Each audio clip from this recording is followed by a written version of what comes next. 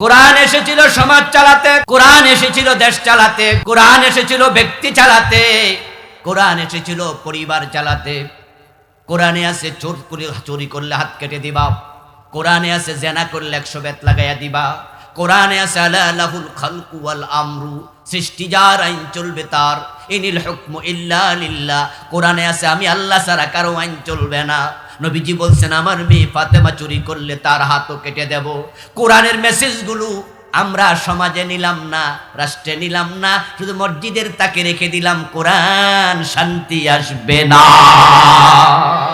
জরুর সে 103 degree. আর doctor কয়ে দিছে সুন্দর করে প্রেসক্রিপশনও লিখে দিছে যে 3 বেলা প্যারাসিটামল, আল্লাহ ভরসা 3 দিন খান, 3 দিন পরে দেখবেন যে কইমা যাবো, না কমলে কয়ে দেয় না যে 3 দিন খাইয়া যদি জ্বর না কমে আবার আইস। এখন আপনি সুন্দর করে আসি প্রেসক্রিপশন আইনা সকাল সন্ধ্যা 3 বেলা পড়তেছেন প্যারাসিটামল প্যারাসিটামল প্যারাসিটামল, জ্বর যাইব। 3 দিন পরে ডাক্তারের কাছে যাই অভিযোগ করতেছেন, ডাক্তার সাহেব জ্বর তো যায় না। ডাক্তার খাইছেননি কোন জানা, মুখস্থ করছি এবং নিয়মিত তেলাওয়াত করতেছি। ডাক্তার কই বল চিকিৎসা তো শুধু জ্বরের না, আপনারা তো পাগলাগারও নেওয়া দরকার, মেন্টাল চিকিৎসাও দরকার। আপনারা প্যারাসিটামল মুখস্থ করতে দায়িত্ব দেয় নাই, লিখে দিয়েছিলাম, বলেছি না যে কিনবেন খাবেন, তো বসে বসে তেলাওয়াত করেন কেন? পাগলা রোগী। এখন আপনারা সব হাফেজে কোরআন, মাওলানা, পুরা কোরআন শরীফ মুখস্থ, কোরআনের আইন সমাজে নাই, মানেন না। আপনাদেরকে পাগলা গারদে ভর্তি করানো দরকার আছে কিনা আল্লাহ জানে। এই কিতাব বড় দামি কিতাব। যে যুগে নবীজি সাল্লাল্লাহু আলাইহি ওয়াসাল্লাম পৃথিবীতে এসেছিলেন সে যুগের নাম ছিল ইয়ামে জাহিলিয়া, ঠিক নয় কি? অন্ধকার যুগ, অন্ধকার যুগ। ওই যুগের মানুষগুলো আমাদের মতো নয়, বরং আমাদের চেয়ে আরো 100 গুণ বেশি খারাপ ছিল। কত যে খারাপ ছিল তার কল্পনা করা কঠিন। আমাদের দেশে মদ খাওয়ার লোক আছে, বিড়ি খাওয়ার লোক আছে, কিন্তু আমাদের দেশে স্বাভাবিকত বাবা ছেলে এক টেবিলে বইয়া বিড়ি খায়, এমন ঘটনা 1000-এ একজনও পাবেন না। বরং বাবা ছেলে একসাথে খায় না, লুকায় লুকায় আলাদা আলাদা খায়। আর বাবাও মদ খায়, ছেলেও মদ খায়, এমন ঘরও আছে, তবে এক টেবিলে খায় না। সৌদি আরব দেশে জাহিলিয়াতের যুগে মা বাবা ছেলে মেয়ে এক ঘরে একসাথে মদ খাইয়া মাতলামি করত, এবং তারা কাবার সামনে এসে নিজের কাপড় চোপড় খুইল্লা তারপরে উলঙ্গ পুরুষ মহিলা কাবা তাওয়াফ করত। লজ্জা বলতে কিছুই ছিল না। মেয়ে সন্তান জন্ম নিলে বাবা নিজ হাতে তাকে জীবিত কবর দিত, যেটা পুরা বাংলাদেশও শুনবেন না। কেউ মাইয়ারে ফালাই দিছে, পানি মাইরা লাইছে, রেয়ার কেস। কিন্তু সন্তান জন্মের পর পর আমাদের দেশে এমন কিছু ঘটনা ঘটে যে একটা ছোট্ট বাচ্চা রাস্তার পাশে পাওয়া গেছে, ওইটা হলো অবৈধ জারজ। এজন্য মা লজ্জায় পরিচয় দেয় না, তাই এমন ঘটে। কিন্তু আরব দেশে জারজ নয়, নিজের সন্তান নিজে কবর দিত, কারণ সে মেয়ে। মেয়েদের দাম টিস্যু পেপারের মতো ছিল না। যেই যুগের মানুষগুলো হানাহানি মারামারি কথায় কথায় মারামারি করত, এত খারাপ ছিল যে যে যত মানুষ খুন করত তাকে তত বাহাদুর বলতো। আমাদের দেশে খুনি আছে না? এই যে শরীফ ওসমান হাদিরি যে খুন করছে, আমরা শুনতেছি তার নাম নাকি ফয়সাল করিম, সে শুট করছিল। অথচ ভিডিও ইদানিং সে 3টা ভিডিও দিছে, সে দাবি করতেছে সে এগুলি করে নাই। সে কয় আমি নির্দোষ, আমি করি না, আমারে ফাঁসাইছে ইত্যাদি। বাস্তবে করেছে কিনা আমরা জানি না, তবে আমরা বলি সেই করছে, কারণ সে যদি না করতো হে ফলাইলো কেন? ঠিক কিনা? ঠিক কিনা? তো তুই ফলাইলি কেন? এরপরও ইনভেস্টিগেশন চলুক। কিন্তু সৌদি আরবে, আরব দেশে তৎকালীন যুগে যে খুন করত সবাই জানতো, এবং সে পরিচয় দিত সবাই সামনে যে আমি এতজন মোট মারছি। আরবের সবচেয়ে বড় কবি যে ছিল তার নাম ছিল ইমরুল কায়েস। ইমরুল কায়েসের কবিতা কাবা শরীফের সাথে সোনালী হরফে লিখে রেশমি কাপড়ে টানানো হয়েছে। এই জন্য তৎকালীন যুগে যে কবিরা যত সমাদৃত ছিল তাদের কবিতার দাম বেশি ছিল। 7টা কবিতা কাবার দেয়ালে ঝুলাইছে, এজন্য ওটার নাম সাবআ মুআল্লাকা। সবচেয়ে বড় কবি ইমরুল কায়েস, তার কবিতা আল্লাহ আমারে পড়ার সুযোগ দিছে, আপনারাও অনেকে পড়েছেন। তার কবিতার প্রতিপাদ্য ছিল মদ, নারী এবং যুদ্ধ। এত নিকৃষ্ট শব্দে কবিতা লিখেছে, কিন্তু সাহিত্যে পড়তে হয়। আমার ডিগ্রি ক্লাসে এক্সট্রা 300 নাম্বার আরবি সাহিত্য ছিল। ওই সাহিত্য পড়তে গিয়ে ইমরুল কায়েসের কবিতা পড়েছি। তাফসিরে কাশাফ নামে একটা বিশ্ববিখ্যাত তাফসির আছে, ওটাতে ইমরুল কায়েসের এবং আরব্য কবিদের অসংখ্য কবিতার লাইন বিভিন্ন তাফসির প্রসঙ্গে আনা হয়েছে। ওই ইমরুল কায়েস, তার প্রেমিকা, তার নাম ছিল ওনাইজা। তার শরীরের কোন অংশ কত সুন্দর, এটাই তার কবিতা। নাউজুবিল্লাহ পড়েন। এত নির্লজ্জ ওরা, এত খারাপ, এত বেহায়া, এত নিষ্ঠুর। ওই সমাজটাকে পরিবর্তন করে দুনিয়ার সেরা সমাজ বানিয়েছে আল্লাহর এই কোরআন। তাম পৃথিবীর সব মানুষ মিলে যেই যুগ আইয়ামে জাহিলিয়া বলল, কোরআন আসার পর নবীজি সাল্লাল্লাহু আলাইহি ওয়াসাল্লাম সমাজে কোরআন কায়েম করলেন এবং ইন্তেকালের আগে ঘোষণা করে দিলেন, খায়রুল কুরুনি করনি, খায়রুল কুরুনি করনি। আমার যুগ হলো পৃথিবীর সর্বশ্রেষ্ঠ যুগ। আলহামদুলিল্লাহ, আমরা যখন আমাদের ঘরে ফ্যান লাগাইছি, ঠিকঠাক মতো লাগাইয়া কারেন্টের জয়েন দিয়া এবার সুইচে টিপ দিছি, এবার কি বাতাস লাগে নাই? না কয় না কেন ভাইয়ারা? বাতাস লাগেনি, গরম থাকেনি, না যায়, এটা আরাম আরাম লাগে না? জ্বর উঠছে, প্যারাসিটামল নাফা এইচ প্লাস খাইলে জ্বর একটু কমে না? আর কাম তো হবে তখন, গ্রহণ করবা যখন। এখন সমাজে শান্তি চাইলে, নব্য জাহিলিয়া দূর করতে চাইলে, বাংলাদেশের চাঁদাবাজি, সন্ত্রাস, চুরি, ডাকাতি, মাদক মুক্ত বাংলাদেশ চাইলে আল্লাহর কোরআনকে সমাজে কাজে লাগানো দরকার আছে না নাই? এই কাজটা, কোরআনকে গ্রহণ করা নফল না ফরজ? ইয়েস, মাসালাটা এখানে। আমি ওয়াজ করে আপনাকে বুঝাচ্ছি এটা ফরজ।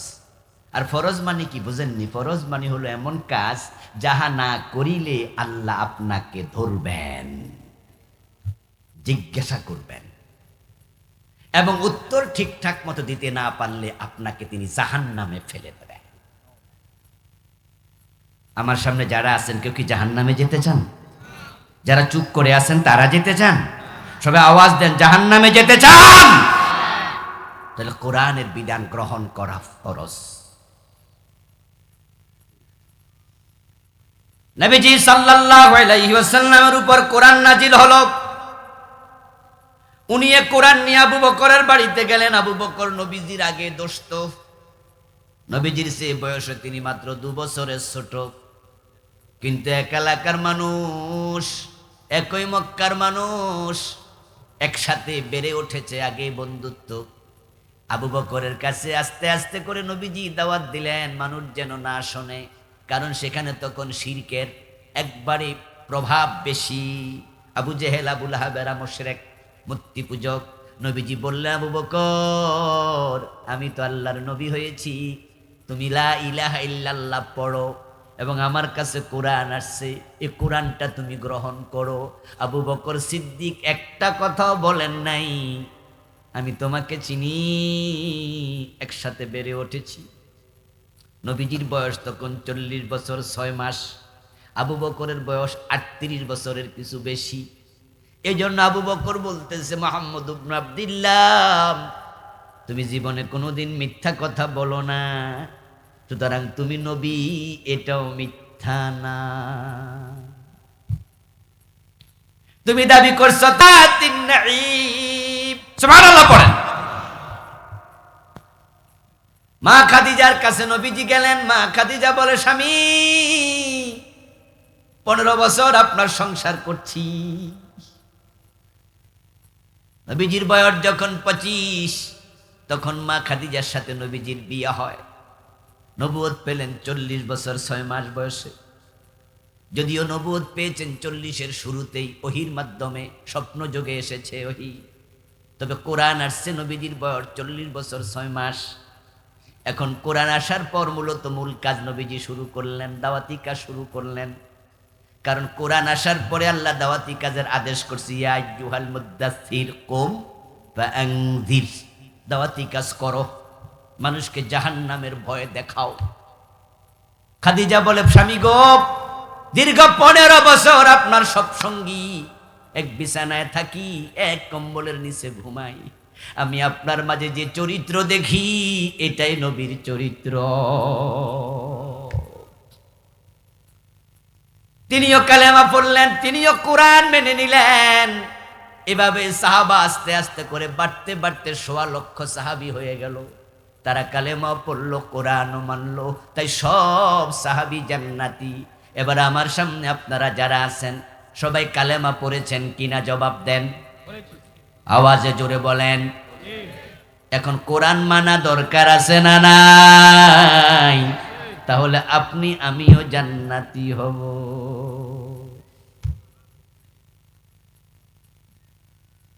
কালেমা তো পড়লেন, কিন্তু কোরআন যদি মানতেন, কোরআন মানলে আপনার বউ পর্দা করে না, স্বামী পর্দা করে, বউ করে না, এমন স্বামী এখানে নাই।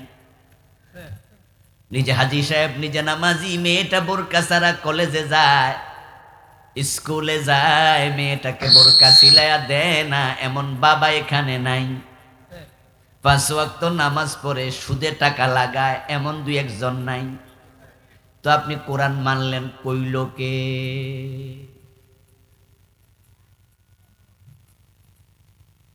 কালেমাও পড়লেন, কোরআনও মানলেন, কিন্তু বউ পর্দা করে না, মেয়ে পর্দা করে না, ছেলে নামাজ পড়ে না, আপনি সুদ খান, আপনি ঘুষ খান, দাড়ি পেকে গেল এখনো বউয়ের মোহরানা দেন নাই, ও দোস্ত পাইল আটকায়া ঘুষ খান, আপনি বলেন কোরআন মানি, আপনি মিথ্যুক, আপনি মিথ্যুক, আপনি মিথ্যা কথা বলতেছেন। ইন্নাহুম ইয়াকুলুনা মা লা ইয়াফআলুন, যারা মুখে বলে কোরআন মানি, কাজে মানে না, আল্লাহ কয় তারা মুনাফিক, তারা মুমিন না।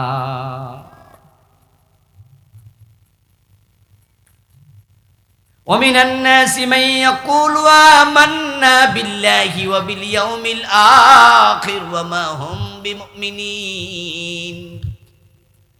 সূরা বাকারার 7 নম্বর আয়াত। কিছু মানুষ আছে বলবে ঈমান এনেছি, আখিরাত বিশ্বাস করি, কোরআনও মানি, আল্লাহ কয় মিথ্যুক, ওয়া মা হুম বিমুমিনিন, তারা আসলে মুমিনই না। ওয়াজ কি একটু কঠিন হয়ে যেতেছে মনে হয়? কি করতাম কোন, আসি বড় বিপদে।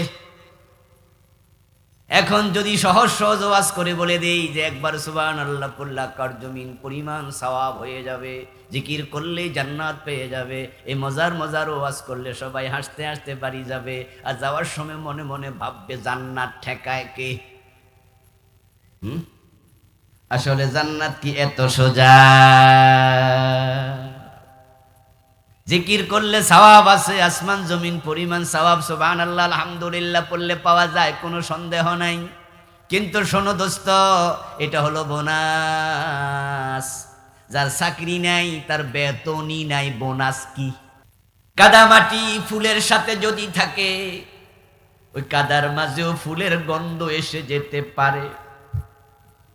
লোহার মাঝে চুম্বক যদি ঘষা দেন, অনেকক্ষণ ঘষার পরে দেখবেন লোহার মাঝে চুম্বকের কিছু আকর্ষণ চলে যায়। 92% মুসলমান, তাই আমাদের মুসলিম নারীরা হেজাব পড়ে, মুসলিম নারীরা বোরকা পড়ে, মুসলিম নারীরা ওড়না পড়ে। তাই পাশের বাসার হিন্দু মহিলা, যদিও সে কোরআন মানে না, কিন্তু ওই বোরকা, ওই হেজাবের প্রভাব তার গায়েও পড়ে, তাই সেও মাথায় ওড়না দিয়ে বের হয়, কাপড়টা টেনে বের হয়।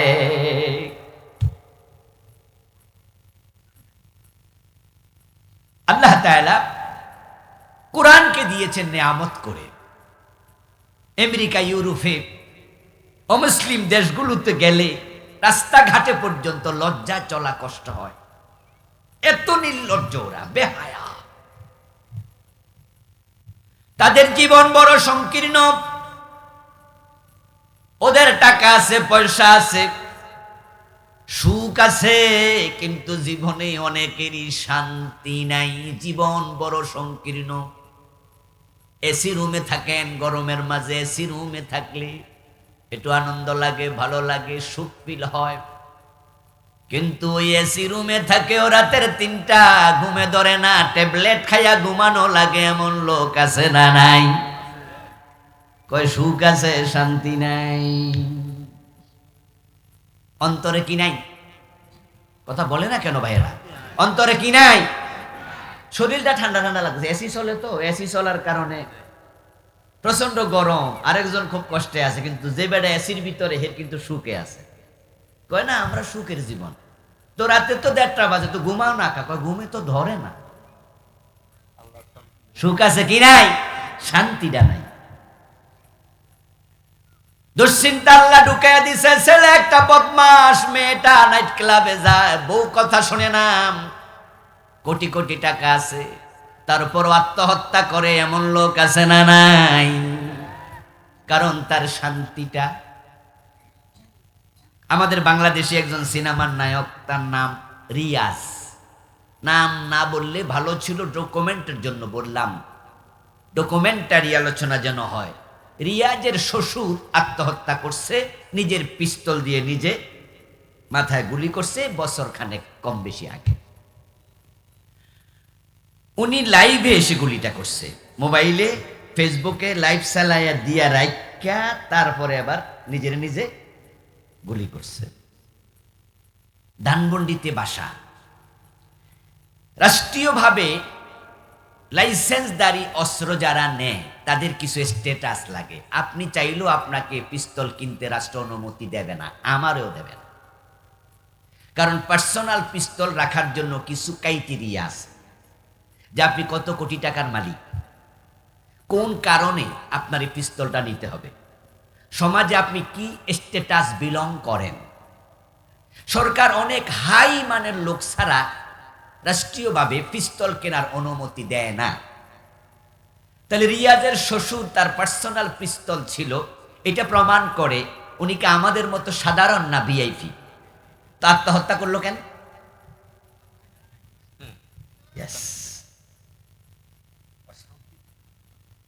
এই গত সফরে আমি মাত্র 3 দিন আমেরিকায় ছিলাম, এই অগাস্টে। এর আগের অগাস্টে ছিলাম 10 দিন। ওই 10 দিন বলা চলে এক বাড়িতে থেকে আমি প্রোগ্রাম করছি নিউ ইয়র্কে। তো বাংলাদেশি এক ভাইয়ের ঘরে আমি প্রায় 10 দিন, 8-9 দিন মনে হয় এরকম একসাথে ছিলাম, আর বাকিগুলো অন্য জায়গায় ছিলাম। পাশে 3 তলা একটা বিশাল বাড়ি। আমাকে বাংলাদেশি ভাই জানালেন যে এই বাড়িতে শুধু একজন মানুষ থাকেন এবং তার বয়স 75-এর উপরে, বুড়া মানুষ।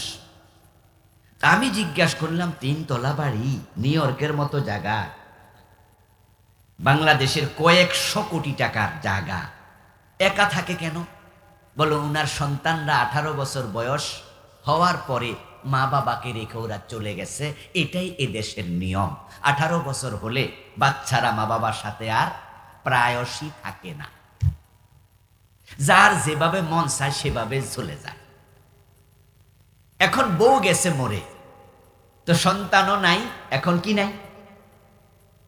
বউ মরে গেছে, এখন কি নাই? বউডা নাই। তাহলে উনি কয়জন? একা। তো বললাম রান্না করে কে? উনি নিজে। আরে কয় কি রে, বুড়া বেড়া রান্না কেমনে? কি করবে, এই দেশে তো বুয়া পাওয়া যায় না, আপনি চাইলেও কাজের লোক পাবেন না। আমার দোস্ত ভাবুন, এ প্রায় 80 বছর বয়স, বউ নাই, সন্তান নাই, একা একা 3 তলা বাড়িতে থাকে। রাতের বেলায় যদি সিটকানি লাগাইয়া ঘুমাতে গেলে ঘুমে মরে যায়। রাতের 1:30-2টা বাজে হঠাৎ করে পেটটা খারাপ হয়েছে, ডায়রিয়া হয়ে গেছে, টয়লেটে যাওয়ার সময় পায় নাই, বিছানায় ধরেন পেট খারাপ, পায়খানা করছে, পরিষ্কার করার লোক।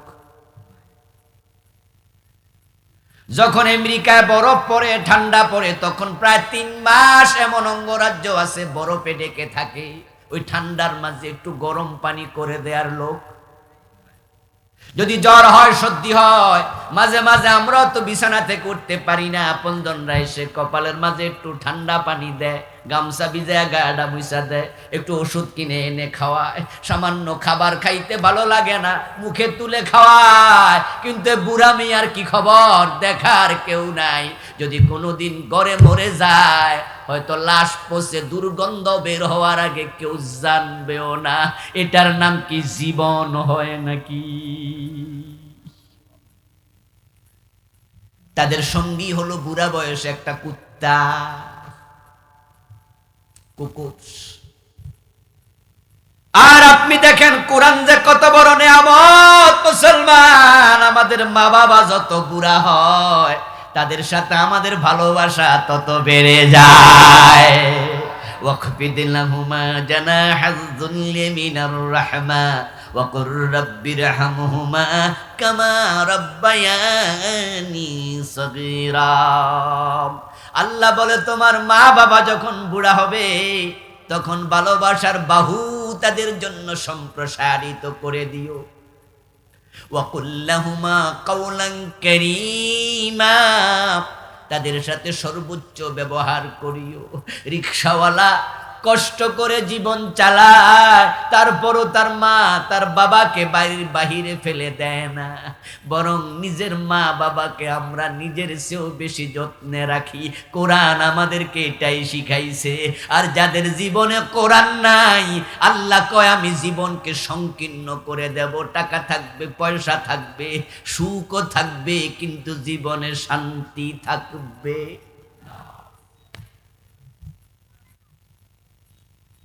এবার ইউরোপ আমেরিকায় যান, তারা কোরআন থেকে কিছু মাসআলা নিছে, কোরআনের কিছু কিছু বিধান তারা নিছে। ওই কারণে তারা আবার শান্তিতে সুখে আছে। সুখ শান্তি দুইটা একসাথে আছে। সেটা হলো রাষ্ট্রীয় জীবনে, সামাজিক জীবনে। যেমন তারা কখনো ওজনে কম দেয় না, মালে ভেজাল দেয় না, খাবারে বিষ মিশায় না। বিষ বোঝেননি? পিজার বেটি খাবারের মাঝে এমন কিছু মিশায়, আপেল আগে কিনে আনলে 7 দিন 5 দিন পরে না খাইলে পয়সা যাইতো, এখন 2 মাসেও পচে না। কিনে আইনা দেখেন। আঙ্গুরও পচে না, এখন পচা ফলই নাই। দোকানের মাঝে দেখবেন ঝুলাইয়া রাখছে, 1 সপ্তাহ আগের মতো আছে। ঘটনা কি রে? গাছের আম গাছের মাঝে পাকিয়ে গেলে না পারলে 3 দিন 4 দিন পরে একটু হালকা হালকা পচতো, কিন্তু দোকানের আম 15 দিনও। আর আপনি ইউরোপ আমেরিকায় যাবেন, তারা ওজনে কম দেয় না। আওয়াজ করে বলুন তো, ওজনে কম দিও না এমন আয়াত কোরআনে আছে না নাই?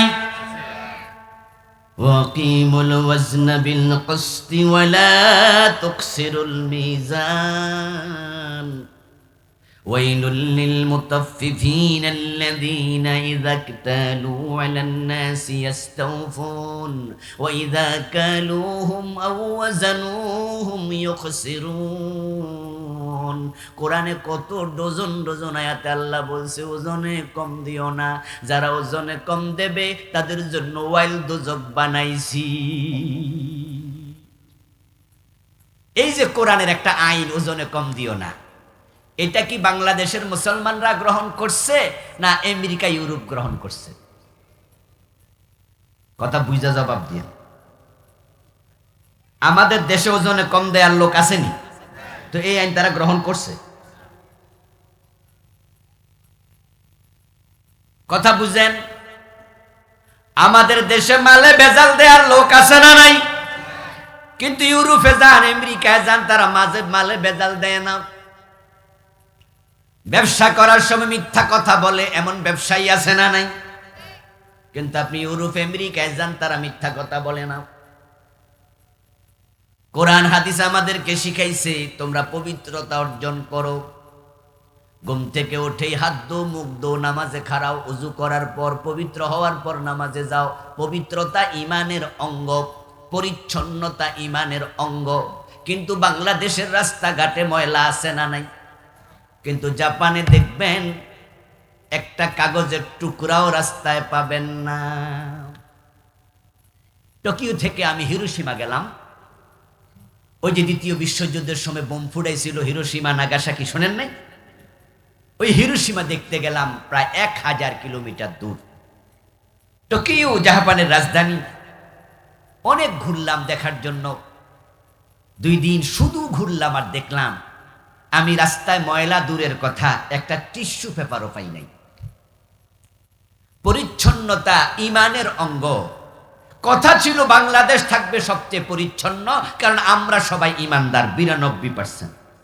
কিন্তু আমাদের দেশে রাস্তার মাঝখানো কলা সিলকা ফেলে, রাস্তার সাইডে প্রস্রাব পায়খানা করে দিয়ে দেয়, আছে না লোক? কিন্তু জাপান, সিঙ্গাপুর, পৃথিবীর এমন অনেক দেশ আছে কেউ রাস্তায় থুতুটাও ফেলে না, থুতুও ফেলবে না।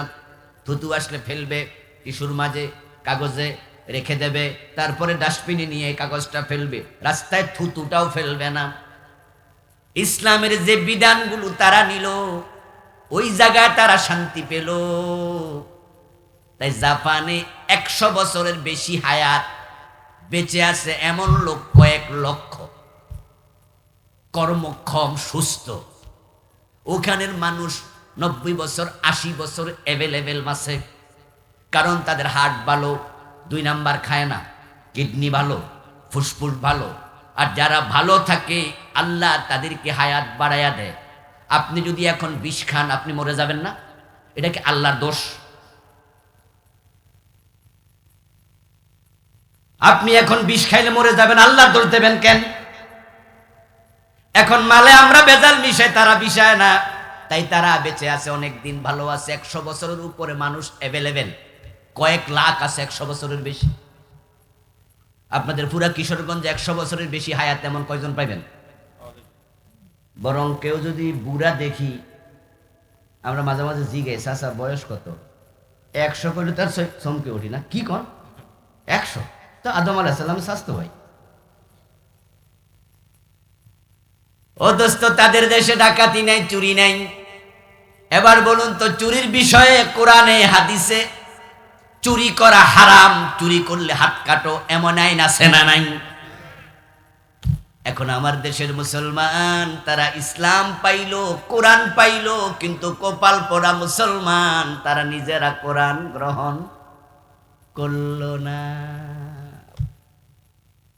তারা কোরআন পাইছে, কোরআন বিশ্বাস করছে, সকাল সন্ধ্যায় পড়ছে, আর এটা তাকে রাইখা দিছে, কাম শেষ। কারণ তারা জানে না অনেকে কোরআন কেন এসেছে। তাই কোরআন নাজিলের উদ্দেশ্যটা জানা দরকার আছে না নাই?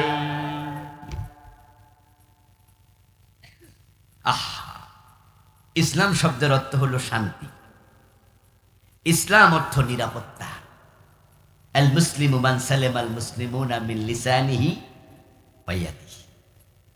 ইসলাম মানে শান্তি, আসলিম তাসলাম। ইসলাম মানে তুমি ইসলাম গ্রহণ করো, নিরাপত্তা পাবে, শান্তি পাবে। কিন্তু বাংলাদেশে নিরাপত্তা আসেনি।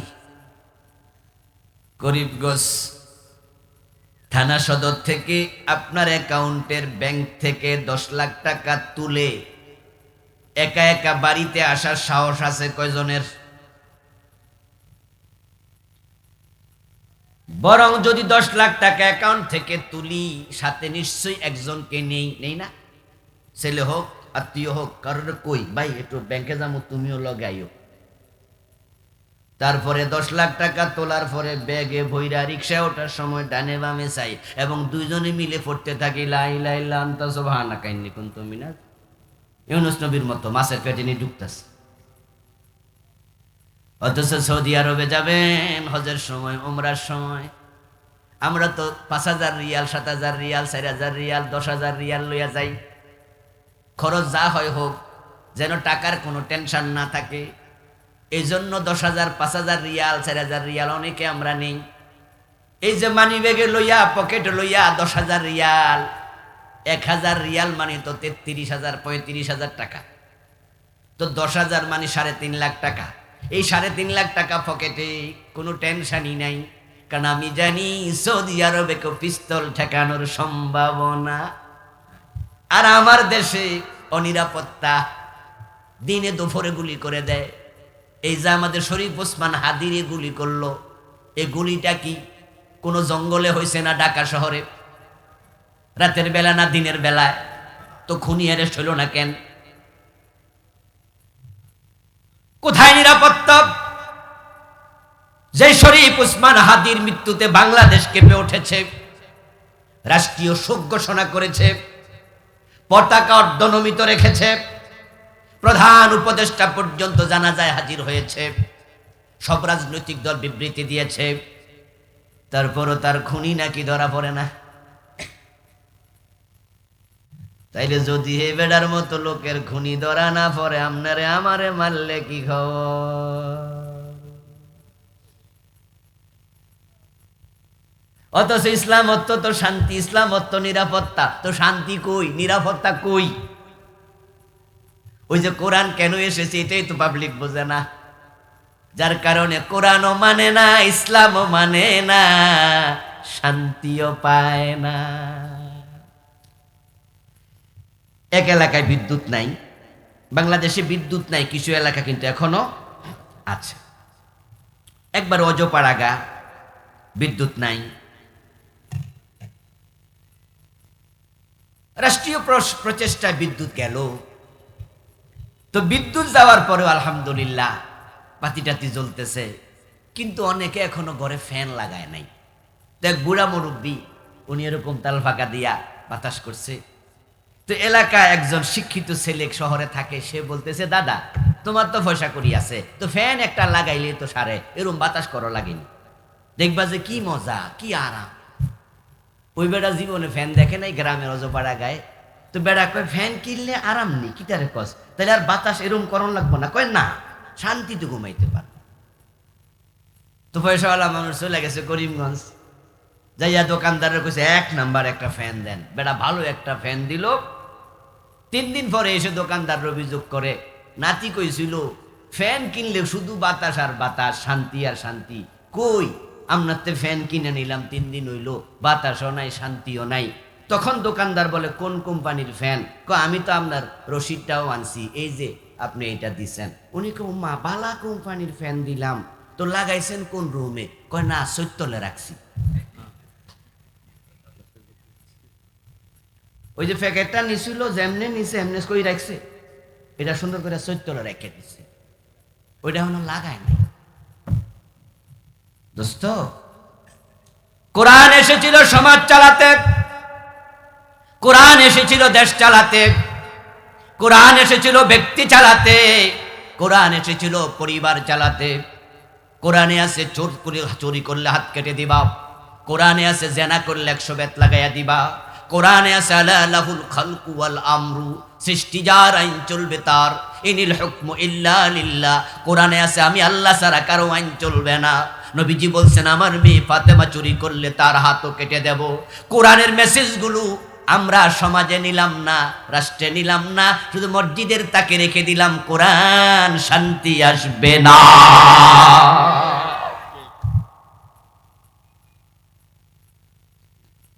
জ্বর উঠছে 103 ডিগ্রি, আর ডাক্তার কয়ে দিছে সুন্দর করে, প্রেসক্রিপশনও লিখে দিছে যে 3 বেলা প্যারাসিটামল খাইয়া। আল্লাহ ভরসা, 3 দিন খান, 3 দিন পরে দেখবেন যে কইমা যাবো, না কমলে আইসেন। কয়ে দেয় না যে 3 দিন খাইয়া যদি জ্বর না কমে আবার আইসেন। এখন আপনি সুন্দর করে আসি প্রেসক্রিপশন আইনা সকাল সন্ধ্যা 3 বেলা পড়তেছেন প্যারাসিটামল, প্যারাসিটামল, প্যারাসিটামল, জ্বর যাইব। 3 দিন পরে ডাক্তারের কাছে যাই অভিযোগ করতেছেন, ডাক্তার সাহেব জ্বর তো যায় না। ডাক্তার খাইছেননি? কোন জানা মুখস্থ করছি এবং নিয়মিত তেলাওয়াত করতেছি। ডাক্তার কবুল চিকিৎসা তো শুধু জ্বরের না, আপনারা তো পাগলাগারও নেওয়া দরকার, মেন্টাল চিকিৎসাও দরকার। আপনারা প্যারাসিটামল মুখস্থ করতে দায়িত্ব দেয় নাই, লিখে দিয়েছিলাম, বলেছি না যে কিনবেন খাবেন, তো বসে বসে তেলাওয়াত করেন কেন? পাগলা রোগী। এখন আপনারা সব হাফেজে কোরআন, মাওলানা, পুরা কোরআন শরীফ মুখস্থ, কোরআনের আইন সমাজে নাই, মানেন না। আপনাদেরকে পাগলা গারদে ভর্তি করানো দরকার আছে কিনা আল্লাহ জানে।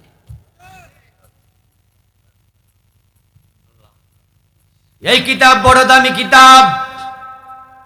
যে যুগে নবীজি সাল্লাল্লাহু আলাইহি ওয়াসাল্লাম পৃথিবীতে এসেছিলেন সে যুগের নাম ছিল আইয়ামে জাহিলিয়া। ঠিক নয় কি? অন্ধকার যুগ, অন্ধকার যুগ। ওই যুগের মানুষগুলো আমাদের মতো নয়, বরং আমাদের চেয়ে আরো শতগুণ বেশি খারাপ ছিল। কত যে খারাপ ছিল তার কল্পনা করা কঠিন। আমাদের দেশে মদ খাওয়ার লোক আছে, বিড়ি খাওয়ার লোক আছে, কিন্তু আমাদের দেশে স্বাভাবিকত বাবা ছেলে এক টেবিলে বইয়া বিড়ি খায়, এমন ঘটনা 1000-এ একজনও পাবেন না। বরং বাবা ছেলে একসাথে খায় না, লুকায় লুকায় আলাদা আলাদা খায়। আর বাবাও মদ খায়, ছেলেও মদ খায়, এমন ঘরও আছে, তবে এক টেবিলে খায় না। সৌদি আরব দেশে জাহিলিয়াতের যুগে মা বাবা ছেলে মেয়ে এক ঘরে একসাথে মদ খাইয়া মাতলামি করতো, এবং তারা কাবার সামনে এসে নিজের কাপড় চোপড় খুইল্লা তারপরে উলঙ্গ পুরুষ মহিলা কাবা তাওয়াফ করত। লজ্জা বলতে কিছুই ছিল না। মেয়ে সন্তান জন্ম নিলে বাবা নিজ হাতে তাকে জীবিত কবর দিত, যেটা পুরা বাংলাদেশও শুনবেন না। কেউ মাইয়ারে ফালাই দিছে, পানি মাইরা লাইছে, রেয়ার কেস। কিন্তু সন্তান জন্মের পর পর আমাদের দেশে এমন কিছু ঘটনা ঘটে যে একটা ছোট্ট বাচ্চা রাস্তার পাশে পাওয়া গেছে, ওইটা হলো অবৈধ জারজ। এজন্য মা লজ্জায় পরিচয় দেয় না, তাই এমন ঘটে।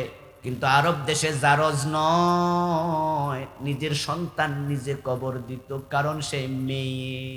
মেয়েদের দাম টিস্যু পেপারের মতো ছিল না। যেই যুগের মানুষগুলো হানাহানি মারামারি কথায় কথায় মারামারি করত, এত খারাপ ছিল যে যে যত মানুষ খুন করত তাকে তত বাহাদুর বলতো। আমাদের দেশে খুনি আছে না? এই যে শরীফ ওসমান হাদিরি যে খুন করছে, আমরা শুনতেছি তার নাম নাকি ফয়সাল করিম। সে শুট করছিল, অথচ ভিডিও ইদানিং সে 3টা ভিডিও দিছে। সে দাবি করতেছে সে এগুলি করে নাই। সে কয় আমি নির্দোষ, আমি করি না, আমারে ফাঁসাইছে ইত্যাদি। বাস্তবে করেছে কিনা আমরা জানি না, তবে আমরা বলি সেই করছে, কারণ সে যদি না করতো হে ফলাইলো কেন? ঠিক কিনা? ঠিক কিনা? তো তুই ফলাইলি কেন? এরপরও ইনভেস্টিগেশন চলুক। কিন্তু সৌদি আরবে, আরব দেশে তৎকালীন যুগে যে খুন করত সবাই জানতো, এবং সে পরিচয় দিত সবাই সামনে যে আমি এতজন মোট মারছি। আরবের সবচেয়ে বড় কবি যে ছিল তার নাম ছিল ইমরুল কায়েস। ইমরুল কায়েসের কবিতা কাবা শরীফের সাথে সোনালী হরফে লিখে রেশমি কাপড়ে টানানো হয়েছে। এই জন্য তৎকালীন যুগে যে কবিরা যত সমাদৃত ছিল তাদের কবিতার দাম বেশি ছিল। 7টা কবিতা কাবার দেয়ালে ঝুলাইছে, এজন্য ওটার নাম সাবআ মুআল্লাকা। সবচেয়ে বড় কবি ইমরুল কায়েস, তার কবিতা আল্লাহ আমারে পড়ার সুযোগ দিছে, আপনারাও অনেকে পড়েছেন। তার কবিতার প্রতিপাদ্য ছিল মদ, নারী এবং যুদ্ধ। এত নিকৃষ্ট শব্দে কবিতা লিখেছে, কিন্তু সাহিত্যে পড়তে হয়। আমার ডিগ্রি ক্লাসে এক্সট্রা 300 নাম্বার আরবি সাহিত্য ছিল। ওই সাহিত্য পড়তে গিয়ে ইমরুল কায়েসের কবিতা পড়েছি। তাফসিরে কাশাফ নামে একটা বিশ্ববিখ্যাত তাফসির আছে, ওটাতে ইমরুল কায়েসের এবং আরব্য কবিদের অসংখ্য কবিতার লাইন বিভিন্ন তাফসির প্রসঙ্গে আনা হয়েছে। ওই ইমরুল কায়েস, তার প্রেমিকা, তার নাম ছিল ওনাইজা। তার শরীরের কোন অংশ কত সুন্দর, এটাই তার কবিতা। নাউজুবিল্লাহ পড়েন। এত নির্লজ্জ ওরা, এত খারাপ, এত বেহায়া, এত নিষ্ঠুর। ওই সমাজটাকে পরিবর্তন করে দুনিয়ার সেরা সমাজ বানিয়েছে আল্লাহর এই কোরআন। তাম পৃথিবীর সব মানুষ মিলে যেই যুগকে আইয়ামে জাহিলিয়া বলল, কোরআন আসার পর নবীজি সাল্লাল্লাহু আলাইহি ওয়াসাল্লাম সমাজে কোরআন কায়েম করলেন, এবং ইন্তেকালের আগে ঘোষণা করে দিলেন খায়রুল কুরুনি করনি, খায়রুল কুরুনি করনি। আমার যুগ হলো পৃথিবীর সর্বশ্রেষ্ঠ যুগ। আলহামদুলিল্লাহ, আমরা যখন আমাদের ঘরে ফ্যান লাগাইছি, ঠিকঠাক মতো লাগাইয়া কারেন্টের জয়েন দিয়া এবার সুইচে টিপ দিছি, এবার কি বাতাস লাগে নাই? হ্যাঁ না কয় না কেন ভাইয়ারা? বাতাস লাগেনি, গরম থাকেনি, না যায়, এটা আরাম আরাম লাগে না? জ্বর উঠছে, প্যারাসিটামল নাফা এইচ প্লাস খাইলে জ্বর একটু কমে না? আরে কাম তো হবে তখন, গ্রহণ করবা যখন। এখন সমাজে শান্তি চাইলে, নব্য জাহিলিয়া দূর করতে চাইলে, বাংলাদেশের চাঁদাবাজি, সন্ত্রাস, চুরি, ডাকাতি, মাদক মুক্ত বাংলাদেশ চাইলে আল্লাহর কোরআনকে সমাজে কাজে লাগানো দরকার আছে না নাই? এই কাজটা, কোরআনকে গ্রহণ করা নফল না ফরজ? ইয়েস, মাসালাটা এখানে। আমি ওয়াজ করে আপনাকে বুঝাচ্ছি এটা ফরজ। আর ফরজ মানে কি বুঝেননি? ফরজ মানে হলো এমন কাজ যাহা না করিলে আল্লাহ আপনাকে ধরবেন, জিজ্ঞাসা করবেন, এবং উত্তর ঠিকঠাক মতো দিতে না পারলে আপনাকে তিনি জাহান্নামে ফেলে দেবেন। আমার সামনে যারা আছেন, কেউ কি জাহান্নামে যেতে চান?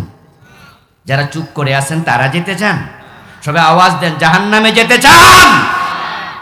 তাহলে কোরআনের বিধান গ্রহণ করা ফরজ।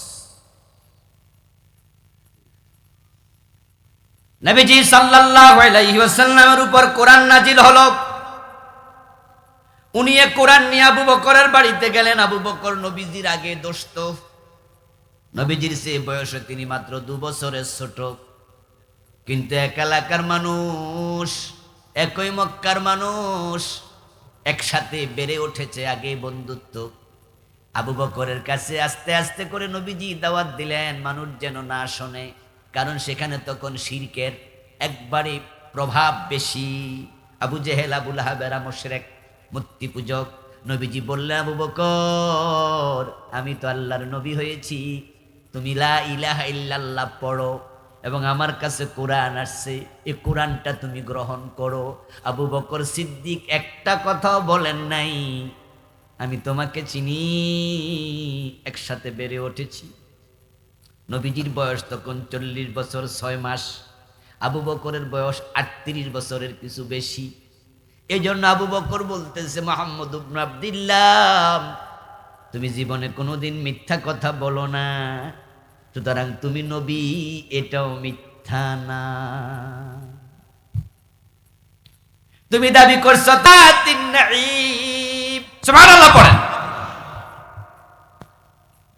মা খাদিজার কাছে নবীজি গেলেন। মা খাদিজা বলে, স্বামী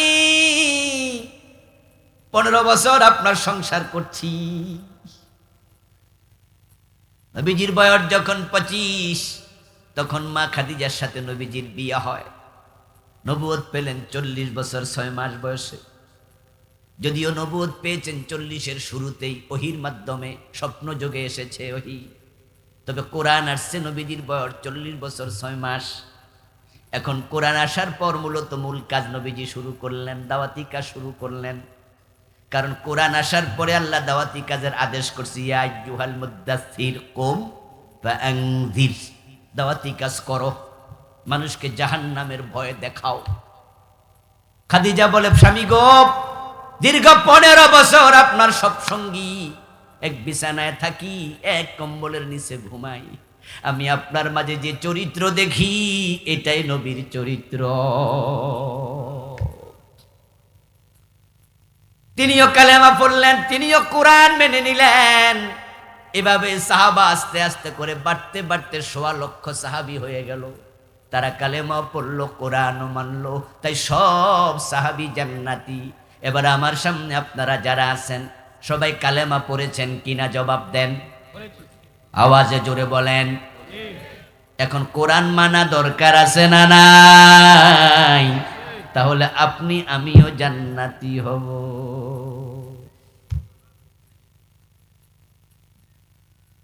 কালেমা তো পড়লেন, কিন্তু কোরআন যদি মানতেন, কোরআন মানলে আপনার বউ পর্দা করে না, স্বামী পর্দা করে, বউ করে না, এমন স্বামী এখানে নাই। নিজে হাজি সাহেব, নিজে নামাজি, মেয়েটা বোরকা ছাড়া কলেজে যায়, স্কুলে যায়, মেয়েটাকে বোরকা সিলাইয়া দেয় না, এমন বাবা এখানে নাই। 5 ওয়াক্ত নামাজ পড়ে সুদে টাকা লাগায়, এমন 2-1 জন নাই। তো আপনি কোরআন মানলেন কই লোকে?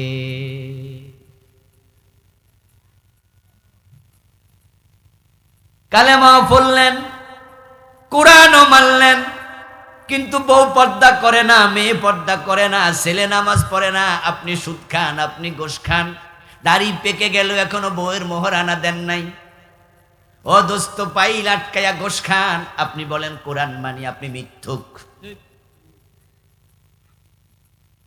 আপনি মিথ্যুক, আপনি মিথ্যা কথা বলতেছেন। ইন্নাহুম ইয়াকুলুনা মা লা ইয়াফআলুন, যারা মুখে বলে কোরআন মানি কাজে মানে না, আল্লাহ কয় তারা মুনাফিক, তারা মুমিন না।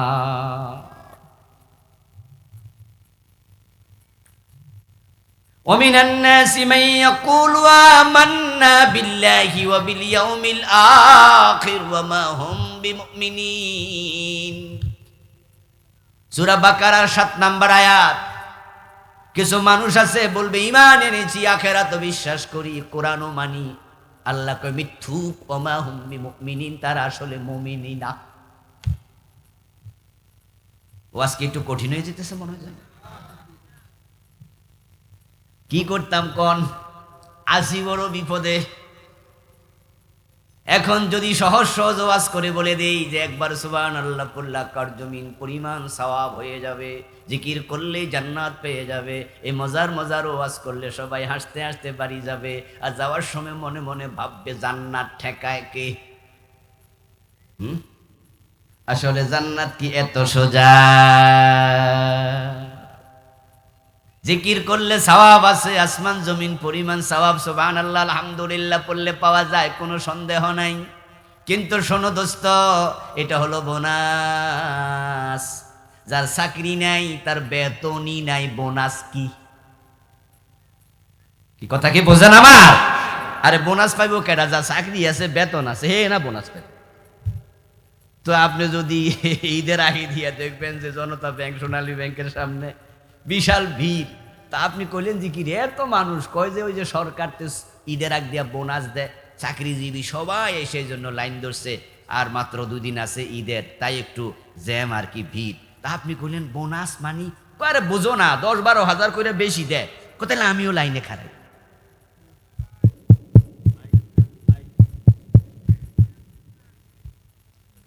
জিকির করুন লা ইলাহা ইল্লাল্লাহ, লা ইলাহা।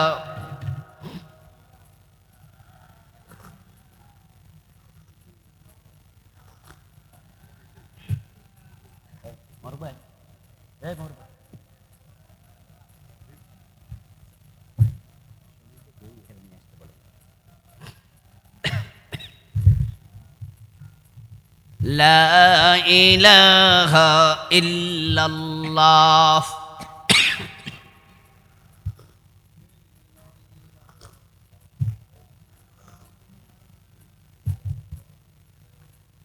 লা ইলাহা ইল্লাল্লাহ, লা ইলাহা ইল্লাল্লাহ।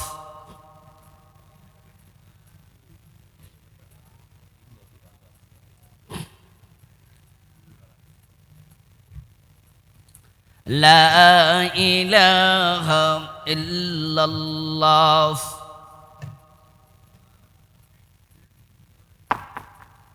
লা ইলাহা ইল্লাল্লাহ মুহাম্মাদুর রাসূলুল্লাহ।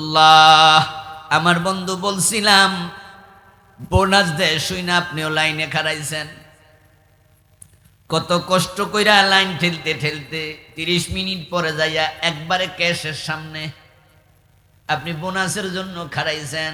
এবার যিনি ক্যাশে বসে আছে তিনি বলবে চাকরি করেন কোন জায়গায়, উত্তর দিলেন করি না। বোনাস পাইবেন তো? ও দোস্ত, তুমি সুদ খাও, তুমি ঘুষ খাও, তুমি মিথ্যা বলো, ওজনে কম দাও, মালে ভেজাল দাও, পরের হক দখল করো, তুমি চাঁদাবাজ, তুমি মানুষের ঠকাও, তুমি নামাজ পর্যন্ত ঠিক করে পড়ো না, সকাল সন্ধ্যায় 5 ওয়াক্ত নামাজ, এই ফজরের টাইমে ঘুমায়া থাকে, শীতের মাঝে মসজিদে যায় না, ঘরেও নামাজ পড়ে না, এমন কিছু মুসলমানের সন্তান আছে না নাই?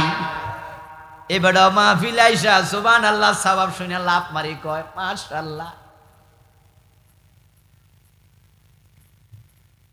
পাগড়ির ফজিলত আছে দোস্ত, পাগড়ি পরা ভালো, কিন্তু লুঙ্গি আগে না পাগড়ি আগে?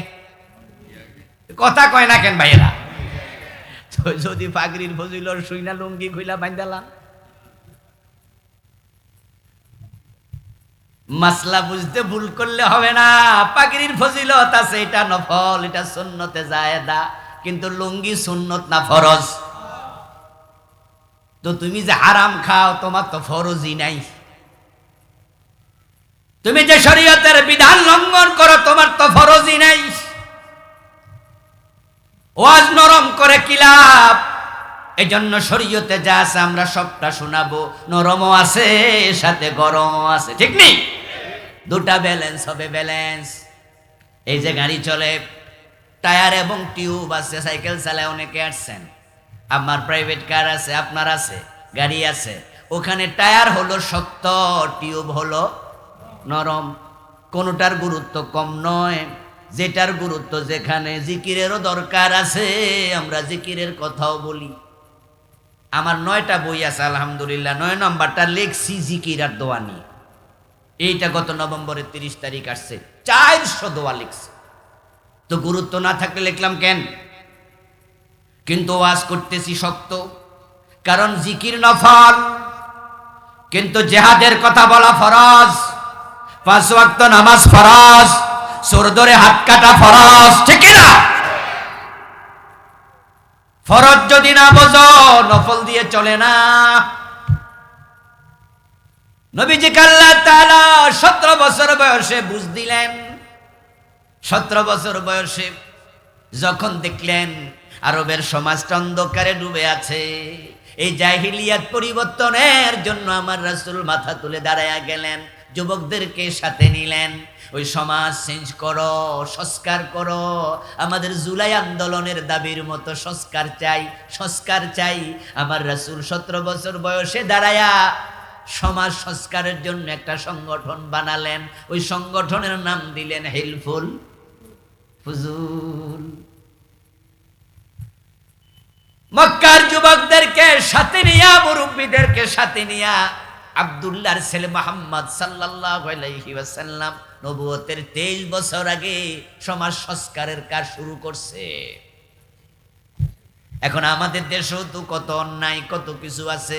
এবার বলুন তো, আমাদের যাদের বয়স 17 অথবা পার হয়ে গেছে, এই সমাজ পরিশুদ্ধ করার জন্য আমাদের ঐক্যবদ্ধ হওয়া দরকার আছে না? সংগঠন করো, সংগঠন। নবীজি সংগঠন বানাইছে হিলফুল ফুজুল। বিচ্ছিন্ন থাকলে হবে না, একা একা পারবেন না। যে কোনো জায়গায় দেখবেন যে একা গেলে আপনি দুর্বল, আর যখন 10-12 জন মিলে যান তখন আপনি সবল। একা হলো ব্যক্তি, ঐক্যের নাম শক্তি। মহিলাদের মাথার চুল আছে, আপনার মায়ের চুল, বোনের চুল ধরে টান মারবেন, একটা ধইরা টান দেবেন, সাথে সাথে ছিঁড়ে যাবে। আর 10টা ধইরা টান দেবেন, দেখবেন আঙ্গুলে দাগ পড়ে যাবে, আর ছিঁড়বে না। এজন্য অন্যায় যদি প্রতিরোধ করতে চাও, একা একা থেকো না, ইসলামী দলের কর্মী হয়ে যাও, ইসলামী দলে ঢুকে যাও।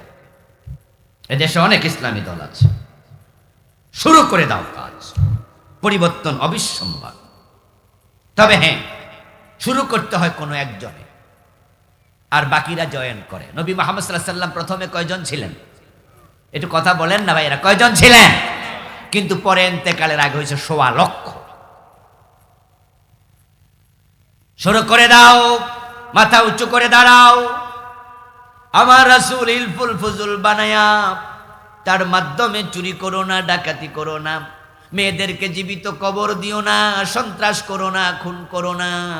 বলতে বলতে নবীজির বয়স হয়ে গেল 40, চলে গেল 23 বছর। এবার একটু পিছনে ফিরে তাকালেন, দেখি কি খবর, কতটুকু সংস্কার হলো। এই যে ইউনূস গভর্নমেন্টকে আমরা আজ থেকে প্রায় 1.5 বছর আগে ক্ষমতায় বসাইছি, আমাদের দেশে চুরি বন্ধ হয়েছে, ডাকাতি বন্ধ হয়েছে নি, অফিসের ঘোষ বন্ধ হয়েছে নি, সুদি লেনদেন বন্ধ হয়েছে? তাহলে সংস্কার আমরা চেয়েছি, সংস্কার আমরা এখনো পাই নাই। নবীজি 23 বছর চেষ্টা করলেন, পিছনে ফিরে তাকালেন, কতটুকু সংস্কার হয়েছে? পিছনে ফিরে দেখেন যে পরিচিত কোনো চোর এখনো চুরি ছাড়ে নাই। মেয়েদেরকে জীবিত কবর দেয়া বন্ধ হয়নি, কোন ডাকাত বলা হয় নাই। এখনো কাবার সামনে তারা উলঙ্গ হয়ে কাবা তাওয়াফ করছে, কাপড় পরা শিখে নাই। নবীজি টেনশনে পড়ে গেলেন, 23টা বছর চেষ্টা করলাম, রেজাল্ট তো হলো না, কি করা যায়? তাই তিনি গভীর ভাবে ভাবনায় বসলেন, ধ্যানে মগ্ন হলেন, ঘর থেকে বেরিয়ে গেলেন, একটা নীরব জায়গা খুঁজে নিলেন, জাবালে নূর, পাহাড়ের গারে হেরা, অনেক উঁচু। নবীজি সেখানে গিয়ে ধ্যানে বসলেন, ভাবছেন যে কি করা যায়। এই ধ্যানটাও সুন্নত, এই ভাবনাটাও সুন্নত। আমাদের বাংলাদেশের বয়স 54 পার হয়ে 55-তে পা রাখলো গত 16 তারিখ, গত ডিসেম্বরের 16 তারিখে পা রাখিনি। আমরা এখন 55 বছর বয়সের বাংলাদেশ। এই 54 বছর কি তাবলীগের কাজ হয়নি? কথা বলে না। পীর সাহেবদের তালিম হয়নি, মসজিদের জুমার খতিবদের খুতবা হয়নি, এই মাহফিলে বক্তাদের বক্তৃতা হয়নি। সুদ কমেছে না বেড়েছে? মাদক কমেছে না বেড়েছে? গোশের হাটটা কমেছে না বেড়েছে? লুটতরাজ, ডাকাতি, চাঁদাবাজি কমেছে না বেড়েছে? তো নবীজি 23 বছর পরে ধ্যানে বসে, 54 বছরে আমরা যখন বন্ধ করতে পারি নাই, এখন ইসলামওয়ালাদেরও একটু ধ্যানে বসা দরকার আছে না নাই? একটু ভাবনায় বসেন তো, আসলে ব্যাপারটা কি? আমার থেকে বড় বড় বক্তারা ওয়াজ করতে করতে সুদের বিরুদ্ধে, ঘোষের বিরুদ্ধে তারা মইরা গেছে, কিন্তু বলুন তো, ঘোষ সুদ মরছে না আরো জোয়ান হয়েছে? হুজুররা বলছে সিনেমা দেখো না, ব্যাপার হইও না, পীর সাহেবরা কত কইল। এই সিনেমা আগের চেয়ে কমছে না বাড়ছে? আগে ছিল হলে, এখন আইছে পকেটে। এই মোবাইলের ভিতরে সিনেমা আছে না নাই? এই জাতিরে বাঁচাবেন কেমনে ভাই? একটু ভাবনায় বসেন তো। আগে মদ ছিল শুধুমাত্র ফেন্সিডিল, আর এখন হিরোইন, ইয়াবা, বাবা, কত কিছু ঢুকছে। এখন কেমনে জাতিকে বাঁচাবেন? ও তাবলীগের ভাই, তোমার দাওয়াতের পাকে সুদ বেড়ে গেল, ঘুষ বেড়ে গেল, ফজরের নামাজে জামাতের লোক নাই, মসজিদ খালি হয়ে গেল। কত পার্সেন্ট লোক নামাজ পড়ে? হিসাব মিলাও। ও পীর সাহেবের মুরিদ, তোমার ফিরের দাওয়াতের ফাঁকে সুদ ঘুষ বেড়ে গেল। ও বক্তা, তোমার শ্রোতাদেরকে জিজ্ঞাসা করো, একটু ভাবো, বক্তৃতাও আছে, ঘুষও আছে। ও খতিব, 3.5 লাখ মসজিদে খুতবা হয় প্রতি জুমায়, সুদ ঘুষ তো কমলো না। সবাই মিলে সংস্কারের জন্য নতুন করে ধ্যানে বসা দরকার আছে না নাই? নবীজি ধ্যানে বসলেন। ওই ধ্যানমগ্ন অবস্থায় জিবরিল আমিন গারে হেরাতে আগমন করলেন। আমার রাসূলকে 3 বার বুকের সাথে জড়ায়া ধরলেন, তারপরে ছেড়ে দিয়ে নাজিল করলেন, ইকরা বিসমি রাব্বিকাল্লাযী খালাক, পড়ো তোমার রবের নামে যিনি সৃষ্টি করেছেন। আল্লাহ তাআলা কোরআন পাঠায়া দিলেন। সুবহানাল্লাহ পড়েন। তিনি নবী হয়ে গেলেন।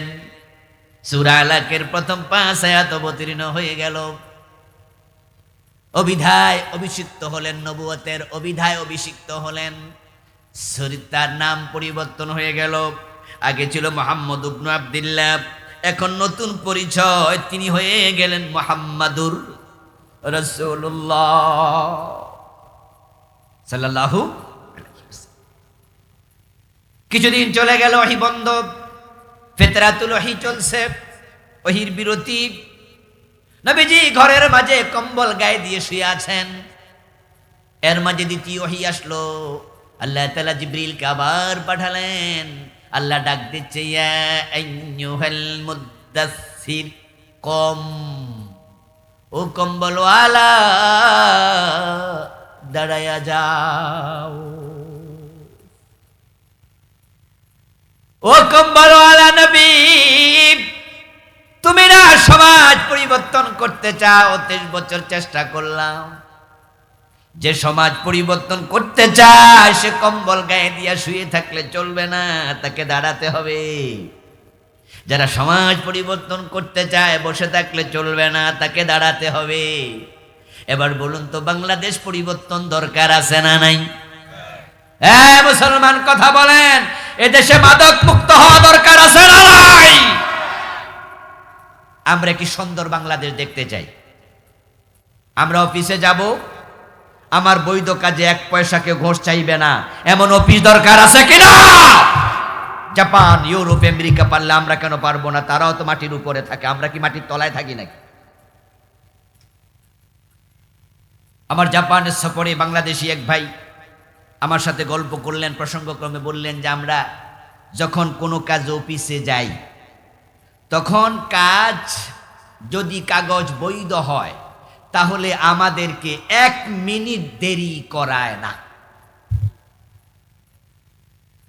আরেকটি চমৎকার কথা আমাকে বললেন যে ওখানকার অফিসাররা কেউই টেবিলে বসে, চেয়ারে বসে অফিস করে না। যদি ক্লায়েন্ট না থাকে তাহলে হয়তো বসে, কিন্তু লোক যদি থাকে তারা দাঁড়িয়ে অফিস করে। কারণ বসলে অলসতা আসতে পারে, ঝেমনি আসতে পারে। এজন্য তাদের দেশ অফিসারকে বসতে অনুমতি দেয় না। তারা বলে, যেই লোকটা তোমার সামনে কাগজ নিয়ে এসেছে সে তো দাঁড়ায় আছে, তো তুমি বসবা কেন? কারণ যেই লোকটা তোমার সামনে দাঁড়ানো, তার টাকায়, তার ট্যাক্সে, তার ভ্যাটে তোমার বেতন হয়। লজিক দেখেন, কত সুন্দর লজিক। যে তোমার সামনে দাঁড়ায় আছে, সে দাঁড়ায় আছে, তুমি বসবা কেন? বরং তার ভেতে, তার ট্যাক্সে তোমার বেতন হয়, তাহলে সে তোমার বেতন দাতা, তোমার বস, তাকে তার সম্মান, প্রাপ্য সম্মান দাও। এবং কোন অফিসে বললো 1 মিনিট দেরি করা হবে না। আপনি গেছেন, কাগজ দেখবে, ওকে ওকে যান। আর আমার দেশে আশায় গেলে, দেশায় গেলে, কারেন্টের জন্য গেলে অফিসে ঘুরতে ঘুরতে ঘুরতে ঘুরতে পায়ের জুতা। ও মুসলমান, উই নিড চেঞ্জ। আমরা পরিবর্তন চাই। পরিবর্তন করতে আপনারা রাজি আছেন না নাই? তাহলে কম দাঁড়াও, কম্বল গায়ে দিয়ে শুয়ে থেকো না। এবার সুযোগ আসছে। 54 বছর পর একটা সুযোগ বাংলাদেশি লোক পেয়ে গেছে। আগে ইসলামের বিরুদ্ধে কথা বলার অনেক লোক ছিল, বাম ছিল, রাম ছিল, এই হাসানুল কিনু, এই রাশেদ খান মেনন, এই মুজাহিদুল ইসলাম সেলিম, এই বামপন্থীগুলার কারণে ঢাকা বিশ্ববিদ্যালয়ের মতো জায়গায় ইসলামের নাম নেওয়া যেত না, জাহাঙ্গীরনগরের নাম নেওয়া যেত না। এই ফ্যাসিস্ট বিদায়ের আগের রমাদানে ঢাকা বিশ্ববিদ্যালয়ের ছাত্ররা ইউনিভার্সিটিতে একটা ইফতার মাহফিল করতে চেয়েছিল, তাদেরকে সেটার অনুমতিও দেয়া হয় নাই। আমি নিজে ঢাকা বিশ্ববিদ্যালয় থেকে পিএইচডি করা, 5-6 বছর গিয়েছি। যখন যেতাম 2013-তে আমার পিএইচডি শেষ, শুরু করেছি সম্ভবত 9। ওই 5 বছর ইউনিভার্সিটিতে ঢুকলেই বুকটা একটু হালকা কাঁপতো, কারণ টুপি গায়ে, মাথায় পাঞ্জাবি গায়ে, কোন জায়গা দিয়ে কে কি করে, কি বলে। কিন্তু আলহামদুলিল্লাহ এখন যখন কোনো কাজে যাই ইউনিভার্সিটিতে, বুকটা একটু ফুলা ফুলা থাকে। এখন আর মনে কোনো টেনশন নাই, কারণ বামেরাও নাই, রামেরাও নাই। এখন বামগুলো জেলে ঢুকেছে, রামগুলো দিল্লি পালাইছে, ঠিক কিনা? শহীদ প্রেসিডেন্ট জিয়াউর রহমান বিসমিল্লাহর পক্ষের লোক ছিলেন, বেগম খালেদা জিয়া ইসলামের পক্ষে ছিলেন, আর আমরা কোরআনওয়ালারা, আমরা তো ইসলামওয়ালাই। এখন আমরা যেহেতু আছি, এবার পরিবর্তন চাইলে আমরাই করতে পারবো। আল্লাহর কোরআনের পক্ষে এবার ম্যান্ডেট দিতে হবে। কোরআনের পক্ষে দাঁড়িয়ে যাও, ইসলামওয়ালাকে এগিয়ে দাও, হতে পারে আগামীর বাংলাদেশ কোরআনের বাংলাদেশ হয়ে যাবে। সময়ের 1 ফোর, অসময়ের 10 ফোর। ডিগ্রিতে হরপ্রসাদ শাস্ত্রীর একটি প্রবন্ধ ছিল তৈরি। ওই প্রবন্ধ আপনারা পড়েছেন, আমরাও পড়েছি। সেখানে তিনি লিখেছেন, জাগা মতো 1 ফোঁটা দিলে হয়, অজাগায় কলস কলস দিল হয় না। এ কোরআনের পক্ষে ওয়াজ আমরা অনেক করেছি, এখনো করছি, ভবিষ্যতেও করব। তবে পরিবর্তনের সুযোগ সামনে আসতেছে। এবার কোরআন প্রেমিক জনতা ঐক্যবদ্ধ হতে চায়। আলেমরা অলরেডি ঐক্যবদ্ধ হয়ে গেছে। আমাদের বিশ্বাস, আলেমরা নামাজিরা এক হলে জালেমরা পালিয়ে যাবে। 40 বছর বয়সে নবীজির কাছে কোরআন আসলো। উনি কোরআন দিয়ে দাওয়াতি কাজ করতে করতে ওনার বয়স হয়ে গেল 63। প্রথম 23 বছরে পরিবর্তন আসে নাই, চুরি ডাকাতি বন্ধ হয় নাই। পরের 23 বছরে পুরা আরব সমাজ চেঞ্জ। কারণ প্রথম 23 বছর কোরআন ছিল না, পরবর্তী 23 বছর কোরআন দিয়ে দাওয়াত দিয়েছেন, কোরআন কায়েম হয়েছে, শান্তি এসেছে। বঙ্গবন্ধু পারেননি সোনার বাংলা বানাতে, চোরের খনি পেয়েছেন বলেছিলেন। শহীদ প্রেসিডেন্ট জিয়াউর রহমান সোনার বাংলা বানাতে পারেননি, এরশাদও পারেনি, শেখ হাসিনাও পারেনি, খালেদা জিয়াও পারেনি, আপনিও পারবেন না। আমাকে যদি প্রেসিডেন্ট প্রধানমন্ত্রী বানিয়ে দেন আমিও পারবো না। তখনই পারবে যখন কোরআন দিয়ে বাংলাদেশ চলবে। প্রথম 23 বছরে রাসূল সাল্লাল্লাহু আলাইহি ওয়াসাল্লামে তো পারেন নাই। এই জন্য প্রিয় ভাইয়েরা আমার, চমৎকার একটি সুযোগ আছে, কাজে লাগান। এবার কোরআনের পক্ষে চলে আসেন। আমাদের কর্নেল জিহাদ খান স্যার মাদ্রাসায় পড়ুয়া ছাত্র, 5 বছর পড়ছে আপনাদের কিশোরগঞ্জে বড় মাদ্রাসা জামিয়া এমদাদিয়া। ভালো মানুষ, ইসলামের পক্ষের মানুষ। আসুন আমরা সকলে মিলে ইসলামের পক্ষ নেই। আল্লাহ তুমি তৌফিক দাও, বলুন আমিন। হাযা মা ইনদি ওয়াল ইলমু ইনদাল্লাহ আলাইহি তাওয়াক্কালতু ওয়া ইলাইহি উনীব। আমরা সংক্ষেপে দোয়া করে বিদায় নিতে চাই। সভাপতি সাহেব, হুজুর কিছু বলবেন? হুজুর বলেই তারপরে দোয়া ইনশাআল্লাহ। আমার লেখা 9টি বই স্টেজে